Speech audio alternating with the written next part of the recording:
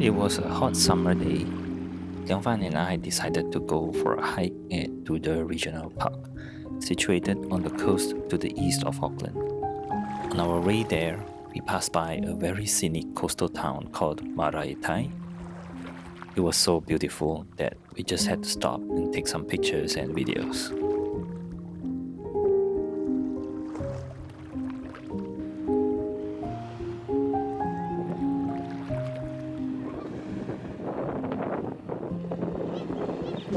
And here's a seagull that's just looking down at the rest of us. We then continued our journey along the New Zealand Pacific Coast Highway, which was a very scenic drive, and I would even say that the journey was just as beautiful as the destination, which is kind of a common theme during our time here in New Zealand. After an hour of driving, we had arrived to the regional park. There was plenty of parking and also a public toilet at the entrance.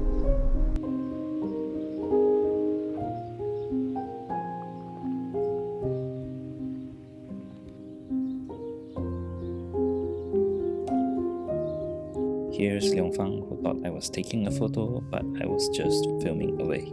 We started our hike and it got windy really fast. We also had to take out our UV jackets to fight against the sun.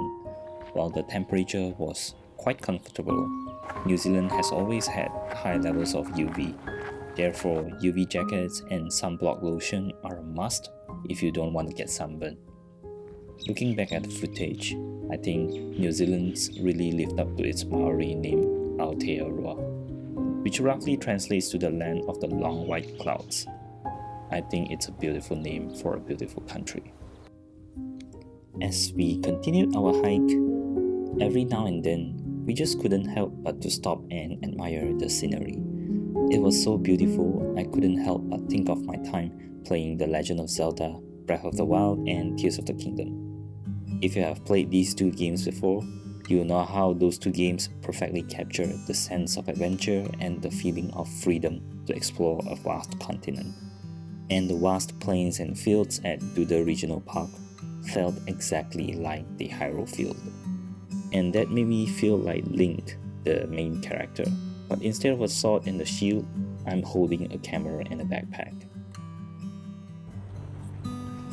For our hike, we brought along the Lumix S5II and the GH5II. We took the full-frame 20 to 60mm kit lens and the Leica 12 to 60mm kit lens for the GH5II.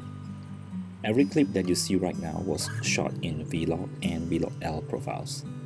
As the lighting conditions were great, I never found the GH5II to be lacking in image quality.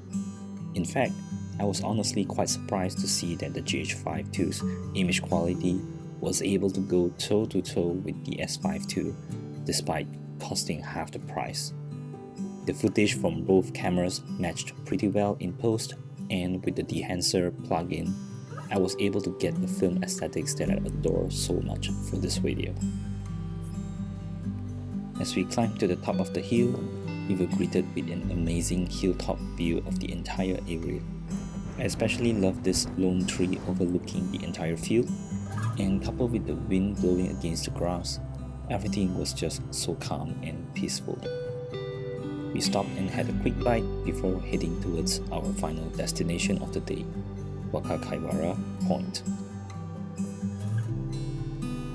From the map, it looked like it shouldn't take longer than half an hour to get there, but boy were we wrong. It took us another hour of hiking to get there, but the view on the way was nothing short of spectacular.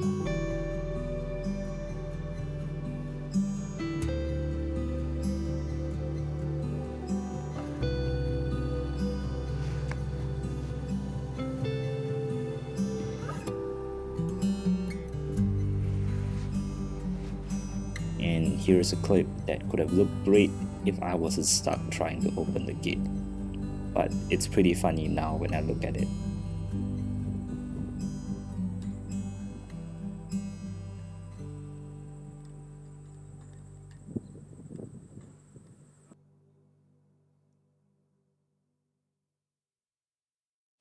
The last part of the hike was the most challenging and honestly even felt a little dangerous. The path was getting steeper and narrower, and the cliff was just right next to the path.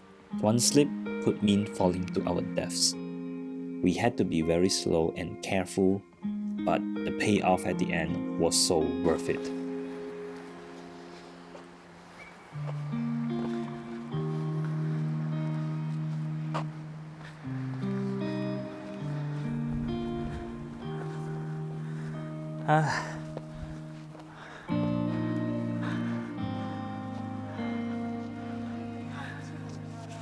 Woo!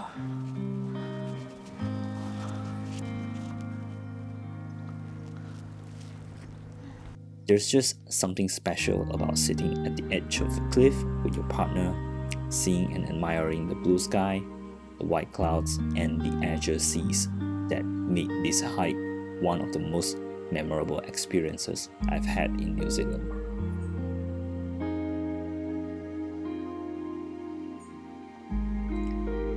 Here's some other pictures we took on this hike. Originally, I wanted to do a Dehancer tutorial and review together with this video, but at the end I thought it would be better if I made a separate video just showing you guys how I use Dehancer with Final Cut Pro to color grade this video. Long story short, I love Dehancer, and I think it's only fair to dedicate a whole new video just to talk about its features. So subscribe and stay tuned for that video, which should be coming out in a few days. I hope you guys enjoyed this video, and I'll see you guys in the next one. Bye bye.